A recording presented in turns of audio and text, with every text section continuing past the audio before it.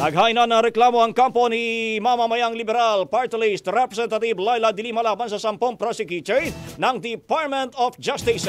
Ito ay matapos na mag-file ng motion for reconsideration ng mga prosecutors na target baliktarin ang acquittal sa mambabata sa ikalawa niyang drug case.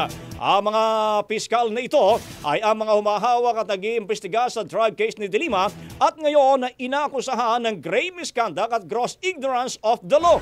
Sa liham kay Justice Secretary Jesus Crispin Remulla, ngayong araw ay ginit po ni de Lima na inabuso ng mga prosecutors ang kanilang kapangyarihan, minanipula ang proseso at gumawa ng fabricated at politically motivated charges sa ilalim ng administrasyon ni dating Pangulong Rodrigo Duterte. Samantala sa kanyang social media post, sinabi ng kongresista na kasabay ng paghahain ng letter complaint, humihiling sila kay Remulla na magkasa ng investigasyon laban sa mga miyembro ng DOJ panel.